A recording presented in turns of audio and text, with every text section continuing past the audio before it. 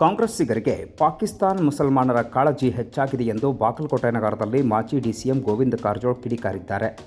April 27 ಬೆಳಗ್ಗೆ 11 ಗಂಟೆ ಸಂದರ್ಭದಲ್ಲಿ ಬಾಗಲಕೋಟೆ ನಗರದ ಹೊಸ ಪ್ರವಾಸಿ ಮಂದಿರದಲ್ಲಿ ಸುದ್ದಿಗಾರರೊಂದಿಗೆ ಮಾತನಾಡಿರುವ ಅವರು ಕಾಂಗ್ರೆಸ್ಸಿಗರ ವಿರುದ್ಧ ಹರಿಹಾಯ್ದಿದ್ದಾರೆ. ಜಮ್ಮು ಕಾಶ್ಮೀರದಲ್ಲಿ ನಡೆದ ಉಗ್ರರ ದಾಳಿ ವಿಚಾರವಾಗಿ ಕಾಂಗ್ರೆಸ್ಸಿಗರು ನೀಡುತ್ತಿರುವ ಸ್ಟೇಟ್ಮೆಂಟ್ಗಳ ಬಗ್ಗೆ ಅವರು ಪ್ರತಿಕ್ರಿಯೆ ನೀಡಿದ್ದು, ಕಾಂಗ್ರೆಸ್ಸಿಗರಿಗೆ ದೇಶದ ಬಗ್ಗೆ ಕಾಳಜಿ ಇಲ್ಲ, ಅವರಿಗೆ ಪಾಕಿಸ್ತಾನ ಮುಸಲ್ಮಾನರ ಕಾಳಜಿಯೇ ಹೆಚ್ಚಾಗಿದೆ.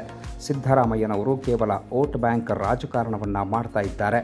ಸಿದ್ದರಾಮಯ್ಯನವರ ಪ್ರತಿಕ್ರಿಯೆಯನ್ನು ನೋಡಿದರೆ ಅವರು ದೇಶದ ಕ್ಷಮೆಯನ್ನು ಕೇಳಬೇಕಾಗುತ್ತೆ, ದೇಶದ ಜನರ ಕ್ಷಮೆಯನ್ನು ಕೇಳಬೇಕು ಅಂತ ಅವರು ಒತ್ತಾಯಿಸಿದ್ದಾರೆ. ಇನ್ನು ಈ ಸಂದರ್ಭದಲ್ಲಿ ಅವರು ಮಾತನಾಡಿದ್ದು ಕಾಂಗ್ರೆಸ್ ವಿರುದ್ಧ ಹರಿಹಾಯ್ದಿದ್ದಾರೆ.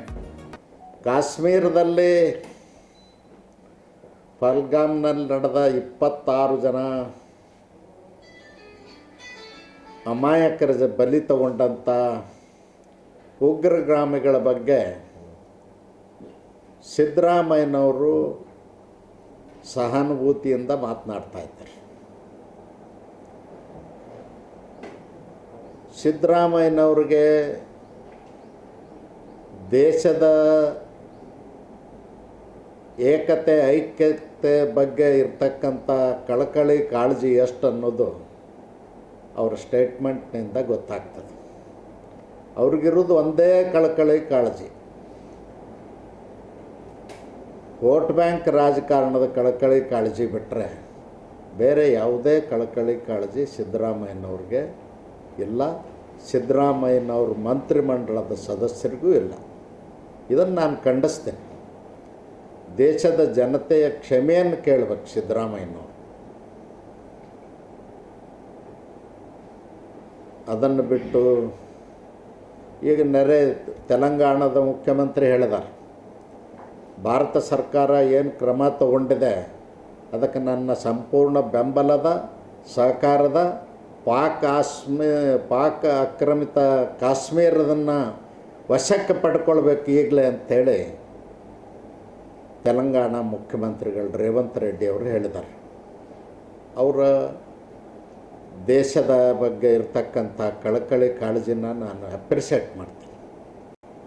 ಆದರೆ ಯಾಕೋ ಏನೋ ನಮ್ಮ ರಾಜ್ಯದಲ್ಲಿರ್ತಕ್ಕಂಥ ಕಾಂಗ್ರೆಸ್ಸಿನ ರಾಷ್ಟ್ರೀಯ ಅಧ್ಯಕ್ಷರಾಗಿರ್ತಕ್ಕಂಥ ಮಲ್ಲಿಕಾರ್ಜುನ ಖರ್ಗೆ ಅವರು, ಸಿದ್ದರಾಮಯ್ಯನವರು ಮತ್ತು ಸಿದ್ದರಾಮಯ್ಯನವ್ರ ಸಂಪುಟದ ಅನೇಕ ಸಚಿವರು, ಶಾಸಕರು ಅವ್ರಿಗೆ ದೇಶದಕ್ಕಿಂತಲೂ ಅವ್ರಿಗೆ ಒಂದು ಸಮುದಾಯದ ಮತಗಳೇ ಭಾಳ ಮುಖ್ಯ ಆಗಿದ್ದಾವೆ ಕಾಣಿಸ್ತದೆ.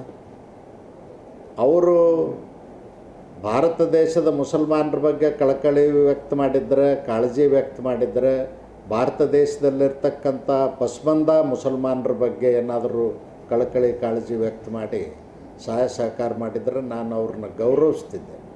ಆದರೂ ಅವ್ರಿಗೆ ಆ ಕಳಕಳಿ ಕಾಳಜಿ ಇಲ್ಲ, ಕೇವಲ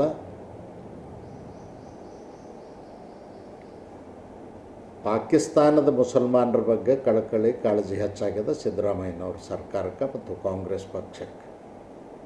ಒಂದು ಕಾಂಗ್ರೆಸ್ನವರು ಅರ್ಥ ಮಾಡ್ಕೊಳ್ಬೇಕು, ರಾಹುಲ್ ಗಾಂಧಿಯವರು ಕಾಶ್ಮೀರಿ ಪಂಡಿತರ ಕುಟುಂಬದ ವಂಶಸ್ಥರು ಅನ್ನೋ ಕಾರಣಕ್ಕಾಗಿ ಈ ದೇಶದಲ್ಲಿ ಅವ್ರಿಗೆ ಗೌರವ ಇದೆ. ಎಂದೂ 6.5 ಲಕ್ಷ ಕಾಶ್ಮೀರಿ ಪಂಡಿತರನ್ನ ಅಲ್ಲಿ ಉಗ್ರಗಾಮಿಗಳು ಚಿತ್ರಹಿಂಸೆ ಕೊಟ್ಟು ಕಾಶ್ಮೀರ ಬಿಟ್ಟು ಓಡಿಸಿದರು. ಅವರು ಇವತ್ತಿಗೂ ಕೂಡ ನಿರಾಶ್ರಿತರ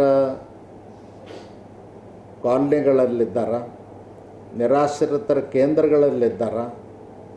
ಅವರು ಹುಟ್ಟಿ ಬೆಳೆದಂಥ ಮನೆ ಮಠ ಆಸ್ತಿ ಪಾಸ್ತಿ ಅಗರ್ಭ ಶ್ರೀಮಂತರು ಬಿಟ್ಟು ಇವತ್ತು ನಿರಾಶ್ರಿತರಾಗಿ ಬದುಕನ್ನು ಸಾಗಿಸ್ತಾ ಇದ್ದಾರೆ. ಅವ್ರ ಬಗ್ಗೆ ಯಾವತ್ತೂ ಕೂಡ ಕಾಂಗ್ರೆಸ್ ಪಕ್ಷ ಆಗಲಿ ರಾಹುಲ್ ಗಾಂಧಿ ಆಗಲಿ ಕಳಕಳಿ ಕಾಳಜಿ ತೋರಿಸಲಿಲ್ಲ. ಬಿಸಿಲು ನಾಡಿನಲ್ಲಿ ಸೇಬು ಬೆಳೆದ ರೈತನ ಬಗ್ಗೆ ಪ್ರಧಾನಮಂತ್ರಿ ನರೇಂದ್ರ ಮೋದಿ ಮೆಚ್ಚುಗೆ. ಬಾಗಲಕೋಟೆ ನಗರದಲ್ಲಿ ಸಂತಸ ವ್ಯಕ್ತಪಡಿಸಿದ ರಾಜ್ಯಸಭಾ ಸದಸ್ಯ ನಾರಾಯಣ್ ಸಾಬ್ ಭಾಂಡ್ಗೆ. ಏಪ್ರಿಲ್ 27 ಮಧ್ಯಾಹ್ನ 12 ಗಂಟೆ ಸಂದರ್ಭ ಬಾಗಲಕೋಟೆ ನಗರದ ತಮ್ಮ ನಿವಾಸದಲ್ಲಿ ಮಾತನಾಡಿರುವ ರಾಜ್ಯಸಭಾ ಸದಸ್ಯ ನಾರಾಯಣ್ ಸಾಬ್ ಭಾಂಡ್ಗೆ ಅವರು, ನಾವು ಇಷ್ಟು ದಿನ ಕಾಶ್ಮೀರದಲ್ಲಿ ಶಿಮ್ಲಾದಲ್ಲಿ ಸೇಬುಗಳನ್ನು ಬೆಳೀತಾರೆ ಅಂತ ನೋಡ್ತಾ ಇದ್ವಿ, ಕೇಳ್ತಾ ಇದ್ವಿ. ಈಗ ಬಿಸಿಲು ನಾಡಿನಲ್ಲಿಯೇ ಜಿಲ್ಲೆಯ ಕುಳಲಿ ಗ್ರಾಮದ ಶ್ರೀಶೈಲ್ ತೇಲಿ ಎನ್ನುವ ರೈತ ಸೇಬು ಬೆಳೆದಿದ್ದು ಎಲ್ಲರಿಗೂ ಮಾದರಿಯಾಗಿದ್ದಾರೆ. ಸ್ವತಃ ಪ್ರಧಾನಮಂತ್ರಿ ನರೇಂದ್ರ ಮೋದಿಯವರು ಮನ್ ಕಿ ಬಾತ್ ಕಾರ್ಯಕ್ರಮದಲ್ಲಿ ರೈತ ಶ್ರೀಶೈಲ್ ತೇಲಿ ಬಗ್ಗೆ ಮೆಚ್ಚುಗೆಯನ್ನು ವ್ಯಕ್ತಪಡಿಸಿದ್ದಾರೆ. ಇದು ರೈತರಿಗೆ ಪ್ರೇರಣೆಯಾಗಿದೆ. ನನಗೆ ತುಂಬ ಸಂತೋಷವಾಗಿದ್ದು, ಶ್ರೀಶೈಲ್ ತೇಲಿ ಅವರ ಸಾಧನೆಯಿಂದಾಗಿ ಇನ್ನಿತರ ರೈತರಿಗೆ ಇದು ಪ್ರೇರಣೆಯಾಗಲಿದೆ ಎಂದು ಅವರು ಮಾತನಾಡಿದ್ದು ಹೀಗೆ. ಮನ್ ಕಿ ಬಾತದ ವೀಕ್ಷಣೆಯನ್ನು ಎಲ್ಲ ಕಾರ್ಯಕರ್ತರ ಜೊತೆ ಕೂಡಿ ನೋಡಿದ್ವಿ. ಬಹಳ ಖುಷಿ ಪಡ್ತಕ್ಕಂಥ ವಿಷಯ ಏನು ಅಂತಂತಂದರೆ, ನಾವು ಮೊದಲು ಎಲ್ಲರೂ ಏನು ತಿಳಿದಿದ್ದೀವಿ ಅಂತಂದರೆ ಸೇಬು ಬರೀ ಕಾಶ್ಮೀರದಲ್ಲಿ ಆಗ್ತದೆ, ಸೇಬು ಡಾರ್ಜಿಲಿಂಗ್ ಶಿಮ್ಲಾದಲ್ಲಿ ಆಗ್ತದೆ ಅಂತ ನಮ್ಮೆಲ್ಲರ ಕಲ್ಪನೆ ಇತ್ತು.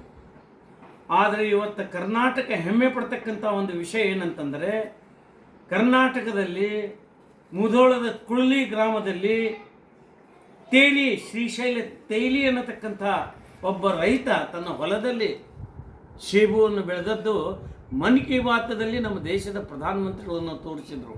ಕೇವಲ ಹೇಳಲಿಲ್ಲ, ಅವರ ಹೊಲವನ್ನು ತೋರಿಸಿದರು, ಅವ ಬೆಳೆದಂಥ ಸೇಬುವನ್ನು ತೋರಿಸಿದರು, ಆ ಶ್ರೀಶೈಲ ತೇಲಿ ರೈತನನ್ನು ತೋರಿಸಿದರು. ಇಷ್ಟು ಖುಷಿ ಆತಲ್ಲ, ಕರ್ನಾಟಕದ ವಿಷ್ಣು ಪ್ರದೇಶದಲ್ಲಿ ಸೇಬು ಬೆಳೆದದ್ದು ಇದು ಒಂದು ಐತಿಹಾಸಿಕವಾದಂಥ ಇತಿಹಾಸ ಅಂತಲೇ ಹೇಳಬೇಕು. ಮುಂದೆ ಬರ್ತಕ್ಕಂಥ ದಿವಸಗಳಲ್ಲಿ ನಮ್ಮ ಎಲ್ಲ ರೈತರಿಗೆ ಪ್ರೇರಣೆ ಸಿಗ್ತದೆ. ನಾವು ಕೂಡ ಸೇಬು ಬೆಳೆಯಬಹುದು. ಅದನ್ನು ಸಿದ್ಧ ಮಾಡಿ ತೋರಿಸಿದಂಥ ನಮ್ಮ ಕರ್ನಾಟಕದ ಆ ಶ್ರೀಶೈಲ್ ತೇಲಿಗೆ ಇವತ್ತು ನಾವು ಅಭಿನಂದನೆಗಳನ್ನು ಸಲ್ಲಿಸ್ತೀವಿ.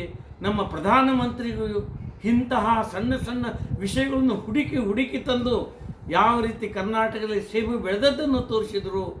ಇಂತಹ ಘಟನೆಗಳಿಂದ ನಮ್ಮ ರೈತರಿಗೆ ಇನ್ನೂ ಹೆಚ್ಚು ಪ್ರೇರಣೆ ಸಿಗ್ತದೆ.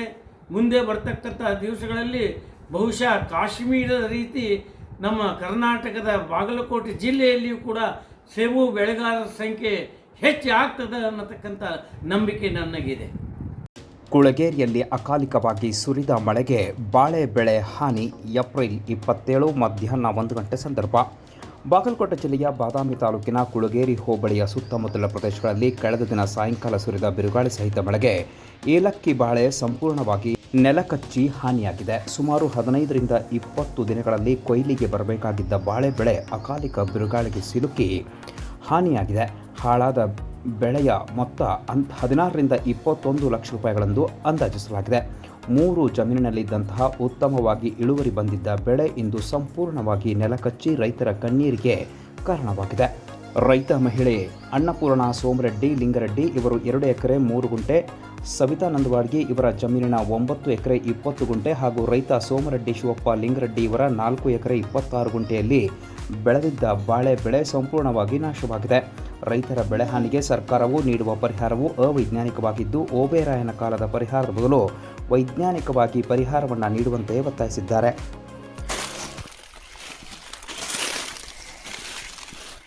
ಉಗ್ರರ ದಾಳಿ ವಿಚಾರ. ಸಿಎಂ ಸಿದ್ದರಾಮಯ್ಯನವರ ವಿರುದ್ಧ ಏಕವಚನದಲ್ಲೇ ಕಿಡಿಕಾರಿದ ರಾಜ್ಯಸಭಾ ಸದಸ್ಯ ನಾರಾಯಣ್ ಸಾಬ್ ಭಾಂಡ್ಗೆ. ಏಪ್ರಿಲ್ 27 ಬೆಳಗ್ಗೆ 10 ಗಂಟೆ ಸಂದರ್ಭ ಬಾಗಲಕೋಟೆ ಜಿಲ್ಲೆಯ ಬಾಗಲಕೋಟೆ ನಗರದ ತಮ್ಮ ನಿವಾಸದಲ್ಲಿ ಸುದ್ದಿಗಾರರೊಂದಿಗೆ ಮಾತನಾಡಿರುವ ಅವರು, ಜಮ್ಮು ಕಾಶ್ಮೀರದಲ್ಲಿ ನಡೆದಂತಹ ಉಗ್ರರ ದಾಳಿಯಲ್ಲಿ ಪ್ರವಾಸಿಗರು ಸಾವನ್ನಪ್ಪಿದ ವಿಚಾರಕ್ಕೆ ಸಂಬಂಧಪಟ್ಟಂತೆ ಸಿಎಂ ಸಿದ್ದರಾಮಯ್ಯನವರ ಹೇಳಿಕೆ ವಿರುದ್ಧ ಅವರು ಕಿಡಿಕಾರಿದ್ದಾರೆ.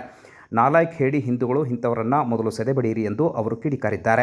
ಮುಸ್ಲಿಂ ಓಲೈಕೆಯಿಂದಾಗಿಯೇ ಇಂತಹ ಘಟನೆಗಳು ಜರುಗುತ್ತಿವೆ. ಯುದ್ಧ ಮಾಡಬಾರದು ಅಂತ ಹೇಳುವ ಸಿಎಂ ಸಿದ್ದರಾಮಯ್ಯ, ಮೊದಲು ನಿನ್ನ ಗ್ಯಾರಂಟಿ ನೋಡಿಕೋ, ನಿನ್ನ ರಾಜ್ಯ ನೋಡಿಕೋ, ಅದನ್ನು ನೋಡಿಕೊಳ್ಳುವುದಕ್ಕೆ ಕೇಂದ್ರ ಸರ್ಕಾರವಿದೆ. ಮುಸ್ಲಿಂ ಓಲೈಕೆಯಿಂದಾಗಿಯೇ ಭಯೋತ್ಪಾದಕರು ಮೆಟ್ಟು ಹಾಕುತ್ತಿದ್ದಾರೆ. ವಾಡ್ರಾ, ನೀನು ಮೊದಲು ಜಾಮೀನು ಮೇಲೆ ಹೊರಗಿದ್ದೀಯ, ನಾಚಿಕೆ ಆಗಬೇಕು ಅಂತ ಅವರು ನೀಡಿರುವ ಪ್ರತಿಕ್ರಿಯೆ ವಿರುದ್ಧ ಕಿಡಿಕಾರಿದರು. ಇನ್ನು ಕೆಲವು ನಾಲಾಯಕ್ ಸ್ವಾಮಿಗಳು ಕೂಡ ಇದ್ದಾರೆ, ದ್ರೋಹಿಗಳಿದ್ದಾರೆ. ಇಂತಹ ಸ್ವಾಮಿಗಳನ್ನು ಮನೆ ಒಳಗಡೆ ಊರೊಳಗಡೆ ಕರೆದುಕೊಳ್ಳಬೇಡಿ, ಪಾದಪೂಜೆ ಮಾಡಬೇಡಿ, ಅಂಥವರಿಗೆ ಮೊದಲು ಬುದ್ಧಿ ಕಲಿಸಿ ಎಂದು ಕಿಡಿಕಾರಿದ್ದಾರೆ. ಒಗ್ಗಟ್ಟಾಗಿದ್ದರೆ ಮಾತ್ರ ಈ ದೇಶ ಬದುಕ್ತದೆ. ಮುಂದೆ ಬರತಕ್ಕಂತಹ ದಿವಸಗಳಲ್ಲಿ ಹಿಂದೂಗಳು ಒಂದಾಗಿದ್ದರೆ ಮಾತ್ರ ಈ ದೇಶದ ಸಂವಿಧಾನ ಬದುಕ್ತದೆ. ಹಿಂದೂಗಳು ಒಂದಾದಾಗ ಮಾತ್ರ ಈ ದೇಶದ ರಾಷ್ಟ್ರೀಯತೆ, ಸಂಸ್ಕೃತಿ, ಪರಂಪರೆ ಬೆಳ್ತದೆ. ಈ ದೇಶ ಬದುಕಬೇಕು ಅಂತಂದರೆ ಹಿಂದೂಗಳು ಗಟ್ಟಿಯಾಗಬೇಕು. ಈ ದೇಶ ಬದುಕಬೇಕಾದಂದರೆ, ಸಂವಿಧಾನ ಬದುಕಬೇಕಾದರೆ ನಾವು ಹಿಂದೂಗಳು ಒಂದಾಗಬೇಕು. ಹಿಂದೂಗಳು ಒಟ್ಟಾಗಿ ಕೆಲಸ ಮಾಡಿದಾಗ ಆಗ್ತದೆ. ಇನ್ನು ಮುಂದೆ ಯಾರೂ ಸಹಿತ ದೇಶದ್ರೋಹಿಗಳನ್ನು ಬೆಂಬಲ ಮಾಡತಕ್ಕಂಥ ಮಾತಾಡಬಾರ್ದು. ಇವತ್ತೇ ಒಬ್ಬರು ಪೇಪರ್ನಲ್ಲಿ ಕೊಟ್ಟಿದ್ದಾರೆ, ಯಾಕಂದರೆ ಹೇಳಿಕ್ಕೂ ನಾಚಿಕೆ ಬರ್ತದೆ. ನಮ್ಮದೇ ಜಿಲ್ಲೆಯವರು ಜಾತಿ ನೋಡಿ ಮಾಡಿಲ್ಲ ಅಂತ, ಜಾತಿ ನೋಡಿ ಮಾಡಿಲ್ಲ, ಧರ್ಮ ನೋಡಿ ಮಾಡಿದ್ದಾರೆ. ಕೊಲ್ಲುವ ಅವರು ಜಾತಿ ಕೇಳೇ ಇಲ್ಲ ಯಾರಿಗೂ. ಅವ್ರು ಪೇಪರ್ನಲ್ಲಿ ಏನು ಕೊಟ್ಟಾರೆ, ಜಾತಿ ನೋಡಿ ಹೊಡೆದಿಲ್ಲ ಅಂತ. ಜಾತಿ ನೋಡಿ ಹೊಡೆದಿಲ್ಲಪ್ಪ, ಧರ್ಮ ನೋಡಿ ಹೊಡೆದಿದ್ದಾರೆ. ಜಾತಿ ಜಾತಿ ಇದೇ ರೀತಿ ನೀವು ಜಾತಿ ಮಾಡೋದಂದ್ರೆ ಹಿಂದೂ ಸಮಾಜವನ್ನು ಒಡೆಯಾಕತ್ತೀರಿ, ಈ ದೇಶ ಒಡೆಯಾಕತ್ತೀರಿ. ದೇಶದಲ್ಲಿ ಅರಾಜಕತೆಯನ್ನು ತಂದು ಹಾಕ್ತಕ್ಕಂಥವ್ರು ಯಾರು ಅಂತಂದ್ರೆ ಯಾರು ಮುಸಲ್ಮಾನರನ್ನು ಓಲೈಕೆ ಮಾಡ್ತಾ ಇದ್ದಾರೆ ಅಂತ ದುಷ್ಟರಿಂದ ಇವತ್ತು ಈ ಉಗ್ರಗಾಮಿಗಳು ಮೆಟ್ಟು ಹಾಕ್ತಾ ಹೇಳ್ತಾ ಇದ್ದಾರೆ. ಅವರನ್ನು ಮೆಟ್ಟು ಹಾಕಬೇಕಂತಂದ್ರೆ ಮೊದಲು ಇವರನ್ನು ಮೆಟ್ಟು ಹಾಕಬೇಕು. ಇವ್ರಿಗೆ ಮೆಟ್ಟು ಹಾಕಬೇಕು. ಯಾರು ಅವ್ರ ಬೆಂಬಲಕ್ಕೆ ನಿಲ್ತಾ ಇದ್ದಾರಲ್ಲ ಇವ್ರಿಗೆ ಮೆಟ್ಟು ಹಾಕಬೇಕು. ಸಿದ್ದರಾಮಯ್ಯ ಅವರು ನಾಚಿಕೆ ಆಗಲಿಲ್ಲ ನಿಮಗೆ ಹೇಳಲಿಕ್ಕೆ ಯುದ್ಧ ಮಾಡಬಾರ್ದಂತ. ನೀವು ಯಾರು ಹೇಳೋರು ಯುದ್ಧ ಮಾಡಬಾರ್ದಂತ ಹೇಳೋರು? ನಿಮಗೇನು ಹಕ್ಕದ? ಕೇಂದ್ರ ಸರ್ಕಾರ ನೀಳೆ ತಗೋತದೆ. ನಿನ್ನ ರಾಜ್ಯ ನೋಡ್ಕೋ, ನಿನ್ನ ಗ್ಯಾರಂಟಿಗಳು ನೋಡ್ಕೊ. ನೀನು ಅದನ್ನು ಬಿಟ್ಟು ಯುದ್ಧ ಮಾಡಬಾರ್ದಂತ ಹೇಳ್ತಿ. ಇನ್ನೊಬ್ಬ ಯಾರು ವಾದ್ರ ಅಂತ, ವಾದ್ರನೂ ಯಾವ ಹಿಂದೂಗಳ ಓಲೈಕೆ ಮಾಡೋದ್ರಿಂದ ಇದೆಲ್ಲ ಉಗ್ರಗಾಮಿ ಆಗ್ತದ. ಉಗ್ರಗಾಮಿಗಳಿಗೆ ಶಕ್ತಿ ತುಂಬಾಕ ಹಿಂದೂಗಳು ಓಲೈಕೆ ಮಾಡ್ತಾ ಇದೆ ಅಂತ ಸರ್ಕಾರ. ನಿನ್ನ ಕೇಸ್ ನೋಡ್ಕೋ, ಜಾಮೀನು ಮೇಲೆ ಹೊರಗೆ ಬಂದವ, ನಿನಗೇನು ಹಕ್ಕದ ಮಾತಾಡಲಿಕ್ಕೆ? ಭ್ರಷ್ಟಾಚಾರದ ಆರೋಪದಲ್ಲಿ ಜಾಮೀನು ಮೇಲೆ ಹೊರಗೆ ಬಂದಿಯಲ್ಲೋ ಆ ಥರ ನೀ ಮಾತಾಡ್ತೀನಿ ನೀನು? ನಿನಗೇನೂ ಹಕ್ಕಿಲ್ಲ. ಯಾರ್ಯಾರು ನಾ ಅಂತೀನಿ, ಇನ್ನು ಮುಂದೆ ಯಾರಾದರೂ ಈ ದೇಶದ ಬಗ್ಗೆ ಹಿಂದೂಗಳ ಬಗ್ಗೆ ಯಾರಾದರೂ ಮಾತಾಡಿದರೆ ಅವರನ್ನು ಹೆಡೆ ಮುಡಿತಕ್ಕಂಥ ಕೆಲಸ ಮೊದಲು ಇವ್ರದ್ದು ಮಾಡಬೇಕಾಗಿದೆ. ಈ ಟೆರರಿಸ್ಟು ತಗಣಿ ಹೊಡೆದಂಗೆ ಹೊಡಿತಾರೆ ಕೇಂದ್ರ ಸರ್ಕಾರ, ತಗಣಿ ಹೊಡೆದಂಗೆ. ಇದ್ರದ್ದು ಹೊಡೋದಲ್ಲ, ಇವರನ್ನು ಮೊದಲು ಯಾರು ಹಿಂದೂಗಳ ವಿರೋಧವಾಗಿದ್ದಾರೆ, ಯಾರು ದೇಶದ್ರೋಹಿಗಳಿದ್ದಾರೆ ಅವರನ್ನು ಮೆಟ್ಟಬೇಕು. ಅದರಲ್ಲಿ ಸ್ವಾಮಿಗಳು ಕೂಡ ಇದ್ದಾರೆ. ಕೆನೇರಿ ಸ್ವಾಮಿಗಳು ಅದೇ ಹೇಳಿದ್ದಾರೆ. ನಾಲಾಯಕ್ ಸ್ವಾಮಿಗಳು ಕೂಡ ಇದ್ದಾರೆ. ಆ ನಾಲಾಯಕ್ ಸ್ವಾಮಿಗಳು ಪಾದ ಪೂಜೆ ಮಾಡಬೇಡ್ರಿ, ಅವ್ರು ಯಾರು ಊರೊಳಗೆ ಬರಲಿಕ್ಕೆ ಕೊಡಬೇಡಿ ಅನ್ನತಕ್ಕಂಥ ಮಾತನ್ನು ಬಹಳಷ್ಟು ಆಕ್ರೋಶ ಬರ್ತಾ ಇದೆ. ರಕ್ತ ಕುದೀತಾ ಇದೆ. ರಕ್ತ ಎಲ್ಲರದ್ದು ಕುದಿಬೇಕು. ಈ ಘಟನೆ ನಡೆದದ್ದು ರಕ್ತ, ಎಲ್ಲರ ರಕ್ತ ಕುದಿಲೇಬೇಕು. ರಕ್ತ ಕುದಿಲಿಲ್ಲ ಅಂತಂದ್ರೆ ಅವನ ರಕ್ತ ಅಲ್ಲ, ಅದು ನೀರು. ಭಾರತ ಬದುಕಬೇಕಂದ್ರೆ ಹಿಂದೂಗಳು ಬದುಕಬೇಕು. ಮೊದಲು ಭಾರತ ಬದುಕಬೇಕಾದ್ರೆ ಹಿಂದೂಗಳು ಬದುಕದಾಗಲೇ ಮಾತ್ರ BJPನೂ ಇರ್ತದೆ, JDSನೂ ಇರ್ತದೆ, ಕಾಂಗ್ರೆಸ್ನೂ ಇರ್ತದೆ. ನೆನಪು ಮಾಡಿಕೊಡ್ತೀನಿ ನಾನು ಖರ್ಗೆ ಅವ್ರಿಗೆ. ನಿಮ್ಮ ತಾಯಿಯನ್ನು ತಂಗಿಯನ್ನು ಸುಟ್ರಲ್ರಿ, ಯಾರು ಅವ್ರು ಸುಟ್ಟವರು? ದಲಿತ ಮನೆ ಅಂತ ಬಿಟ್ರೇನು? ಇದೇ ಮುಸಲ್ಮಾನರು ಸುಟ್ಟದ್ದು ನಿಮ್ಮ ಮನೆ. ಈಗ ಅದನ್ನು ನಾಚಿಕೆ ಬರೋದಿಲ್ಲ ನಿಮಗೆ ಹೇಳಕ್ಕೆ. ಇಂಥದನ್ನು ಉಗ್ರವಾಗಿ ನಾವು ಖಂಡಿಸೋದ್ರ ಮುಖಾಂತರ ಜಗತ್ತು ಖಂಡನೆ ಮಾಡ್ತದೆ. ನಾ ಎಲ್ಲರಲ್ಲೂ ವಿನಂತಿ ಮಾಡ್ತೀನಿ, ಇಂಥದನ್ನು ಖಂಡಿಸಬೇಕು. ಪಾಕಿಸ್ತಾನದ ಧ್ವಜ TV ನೋಡಿದೆ. ಪಾಕಿಸ್ತಾನ ಧ್ವಜ ತುಳಿದ್ರೆ ಯಾರೋ ಒಂದಿಬ್ಬರು ಹೆಣ್ಣು ಮಕ್ಕಳು ಅದನ್ನು ತೆಗೆದ್ರು ನೋಡ್ರಿ. ಸ್ವಾಭಿಮಾನ. ಪಾಕಿಸ್ತಾನದ ಧ್ವಜ ತುಳಿದ್ರೆ ಮುಸ್ಲಿಂ ಹೆಣ್ಣು ಮಕ್ಕಳು ತೆಗಿತಾರೆ. ಆ ತೆಗೆದವರು ಯಾರು ಹಚ್ಚಾರ ಅವ್ರ ಮೇಲೆ ಕೇಸ್ ಮಾಡ್ತಾರೆ. ಇಲ್ಲಿ ಇದ್ರೆ ನಾನು ಪಾಕಿಸ್ತಾನಿ ಧ್ವಜ ತುಳಿತಿದ್ದಿಲ್ಲ. ಅದನ್ನು ಯಾರು ತೆಗಿಲಿಕ್ಕೆ ಬರ್ತಾರ ಅಂಥ ನಾಲಾಯಕರು ತುಳಿತಿದ್ದೆ ಮೊದಲು. ಪಾಕಿಸ್ತಾನ ಧ್ವಜಕ್ಕೇನು ಬಾಗಲಕೋಟೆಯ ನವನಗರದಲ್ಲಿ ಶಾರ್ಟ್ ಸರ್ಕ್ಯೂಟ್ನಿಂದಾಗಿ ಬೆಂಕಿಗೆ ಆಹುತಿಯಾದ ಎಲೆಕ್ಟ್ರಿಕ್ ಅಂಗಡಿ. ಏಪ್ರಿಲ್ 27 ಸಂಜೆ 4 ಗಂಟೆ ಸಂದರ್ಭ. ಶಾರ್ಟ್ ಸರ್ಕ್ಯೂಟ್ನಿಂದಾಗಿ ಎಲೆಕ್ಟ್ರಿಕ್ ಅಂಗಡಿಗೆ ಬೆಂಕಿ ತಗುಲಿದ ಘಟನೆ ಬಾಗಲಕೋಟೆಯ ನವನಗರದ ಸೆಕ್ಟರ್ ನಂಬರ್ 4ರಲ್ಲಿ ನಡೆದಿದೆ. ಮಾಹಿತಿ ತಿಳಿದ ತಕ್ಷಣ ಸ್ಥಳಕ್ಕೆ ದೌಡಾಯಿಸಿದ ಅಗ್ನಿಶಾಮಕ ಸಿಬ್ಬಂದಿ ಬೆಂಕಿ ನಂದಿಸುವಲ್ಲಿ ಯಶಸ್ವಿಯಾಗಿದ್ದಾರೆ. ಅದೃಷ್ಟವಶಾತ್ ಯಾವುದೇ ಪ್ರಾಣಹಾನಿ ಸಂಭವಿಸಿಲ್ಲ. ಆದರೆ ಎಲೆಕ್ಟ್ರಿಕ್ ವಸ್ತುಗಳು ಬೆಂಕಿಗೆ ಆಹುತಿಯಾಗಿವೆ. ಲಕ್ಷಾಂತರ ರೂಪಾಯಿ ಹಾನಿಯಾಗಿದೆ. ಆನಂದ್ ಹಡಗಲಿ ಎನ್ನುವವರಿಗೆ ಸೇರಿದ ಅಂಗಡಿ ಎಂದು ಮಾಹಿತಿ ತಿಳಿದುಬಂದಿದೆ. ನವನಗರದ ಪೊಲೀಸ್ ಠಾಣಾ ವ್ಯಾಪ್ತಿಯಲ್ಲಿ ಘಟನೆ ಜರುಗಿದೆ. ಜಿಲ್ಲಾ ಅಗ್ನಿಶಾಮಕ ಅಧಿಕಾರಿ ಪ್ರಕಾಶ್ ಪವಾರ್ ಅವರ ನೇತೃತ್ವ ತಂಡ ಬೆಂಕಿ ನಂದಿಸುವಲ್ಲಿ ಯಶಸ್ವಿಯಾಗಿದ್ದು ಸಂಭವಿಸಬಹುದಾಗಿದ್ದ ದೊಡ್ಡ ಅನಾಹುತವನ್ನು ತಪ್ಪಿಸಿದ್ದಾರೆ.